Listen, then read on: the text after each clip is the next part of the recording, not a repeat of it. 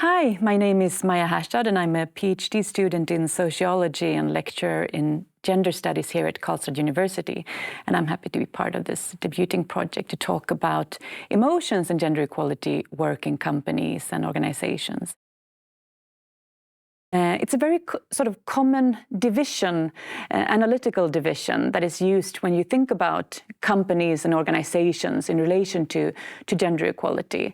And in the context of gender equality and diversity, oftentimes it's understood as structure to the left here, illustrated by different berries in different boxes. It's more about sorting and valuing people, about who ends up in the top of the organization vertically and who ends up in different parts of the organization horizontally, and if that has a gendered division or a division in terms of class and race, for example, or mainly maybe race and gender in many contexts in Europe. And then to the right here we have the concept of culture, which is a bit of a softer concept. It has to do with the invisible norms in the company and what we see as kind of good and bad, what's highly valued, and to what extent those, the things that we value and cherish in the company, is that a gendered ideal? For example, what kind of personality traits do we value, or what kind of jargon do we value?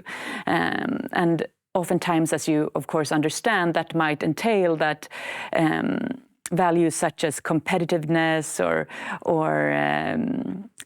authority, for example, are highly valued. Could be the case, of course, not always at all. And sometimes that is more connected to norms in relation to masculinity. Okay, when we talk and move more into culture as a concept, it has a lot to do with who feels welcome and included in the organization. And by using the words of the researcher Sarah Ahmed again, it can, for example, for some people it might feel like sinking into a very comfortable armed chair where you don't feel like you sort of separated or you stand out at all, whereas for others that's not the case and you feel that you are, maybe you're in a minority position as due to your gender or sexuality, for example. And when it comes to minority positions and expectations in regards to culture, that means, of course, that you often have to feel that you represent your whole group and that you, for example, as a woman or as a lesbian or whatever your active identity might be in that occasion.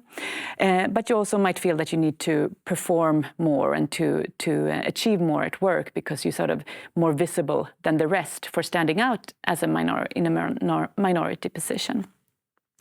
But in any case, these concepts of structure and culture are very much interlinked. And of course, if you try to change the culture in terms of what is highly valued, what kind of personality traits or jargon or emotions that are expressed, for example, that are accepted, that of course influences who feels welcome, and that in terms also influences the structure of the organization, where people are placed in the organization and if they tend to stay. So I think that the culture and structure, they're very much linked together and they influence each other. And it's important for different reasons to change the company culture. First, like I said, it's about making people want to stay. You might be doing it from an employee perspective, where you want employees to be content with their work environment and not feel discriminated against, etc.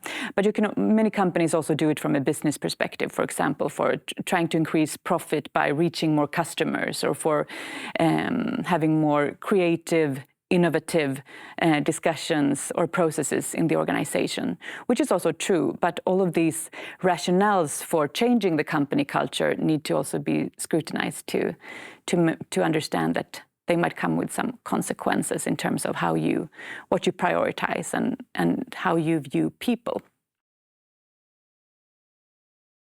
What is more difficult to change in a company when it comes to gender equality and diversity also are cultural changes, to try to change how people talk to each other, what is valued, etc. And oftentimes these things are difficult also if they're very closely linked to the identity of the people in the organization. If they very much identify with company ideals, for example, then when you try to change those ideals in the company, it might feel like you as kind of a person, you're not good enough, etc. So that can make it difficult for individuals who are participating in change work in relation to diversity and gender equality. And an important part of change as well is the concept of grieving and loss. And I find this very interesting also because I think in many times in gender equality and diversity work, we try to want to kind of wash away the emotions from gender equality and diversity work, and just to frame it as very rational, for example, and that we don't need to have a lot of emotions involved at all. And that also has to do with the fact that we often tend to view feelings and emotions as a bit sticky maybe, and uncomfortable, and maybe not belonging in a workplace. Whereas the reality is that rationality in itself, or the way that we work in organizations, are kind of imbued with emotions, or they're colored by emotions. Everything we do has an emotional undertone, whether it's kind of low-key and relaxed, or if it's more intense and kind of action-oriented, or linked to more positive or negative emotions. And one of the main takeaways, I think, in regards to this is that we need to give some space to emotions and the way that people process change. And this, of course, and not try to jump to, we're just going to do this and we're going to disregard how you feel about it, because that oftentimes maybe just give room for lip service, or for, just changing something on the surface and not actually understanding why, or feeling that you want this change to happen, etc. And I think that this kind of quest for, or this call for a little bit more time for emotions in change work and in gender equality and diversity work sometimes goes against kind of the fast speed work culture that many of us are living in. So to avoid shortcuts and give space to emotions is a good advice, I think, if you want to change the company culture, for example. And one thing that I might want to say also in this point is that sometimes gender equality work and diversity work are very harshly criticized for not contributing so much to change. But change literature in general, when it comes to changing organizations, show that it is very difficult to change organizations and organizational cultures. So it's not only gender equality and diversity work that are difficult in terms of establishing in-depth changes in terms of company structure or culture. And I find it quite to the point and funny how sometimes gender equality work and diversity work is framed in, when you talk about emotions, more in a layperson kind of way also, but also based on research that Val and others have written about in the final bullet point here, that people who identify as men feel accused, women stigmatized, and people outside the gender binary alienated. And that is a bit of and of course ideal types and generalized conclusions, but I think it has some meaning also that is valid to look into. What do different people feel in this change work? Not to assume that everyone feels the same. It of course depends also on what people feel that they might lose, or in the case of, for example, women stigmatized. A lot of women try to keep a distance from gender equality work because they feel that kind of rubs off on them and makes them feel more like victims, for example, when they don't want to identify as victims. And just in the end then, some conclusions in regards to emotions in gender equality work.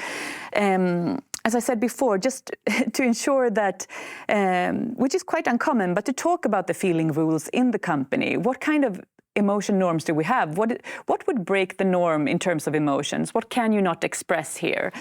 Do we have a very small window where what we can show or not?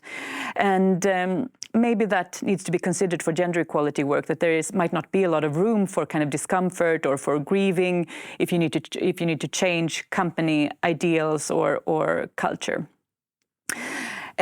Also need to pay attention to who feels what. It might be very linked to maybe privilege or exclusion in the organization, that to maybe pay particular attention to minority groups in the organization without, of course, singling them out, but to be aware that they might not feel as comfortable as sinking into a comfortable piece of furniture than the rest of the people. And also to take emotions seriously for meaningful change, to not only, like I talked about before, to frame everything that's negative or critical as resistance and kind of brush it off, because that can sometimes be the case in gender equality and diversity work, but to take it seriously and to try to understand it and what's behind it, etc. And in that work, you can, of course, work with metaphors as a way to approach gender equality and diversity work in a way that is a bit less taboo and emotionally charged, but can still get the emotions on the table and talk about what they mean. And also, of course, these metaphors or common stories in the organizations about gender equality and diversity work, they need to be kind of scrutinized a bit to see what do they mean for change to come in the organization. Do we talk about it as a way that it's hopeless, we're going to shut this down, or are we talking about it as a way that change is possible and we know practically what to do, etc. So these metaphors or stories that can also be part of the organization can very much reveal how people feel, and also that gives a clue at least to how they will act in the future. And that was it for me. Thank you so much for listening in, and I look forward to chatting with you later.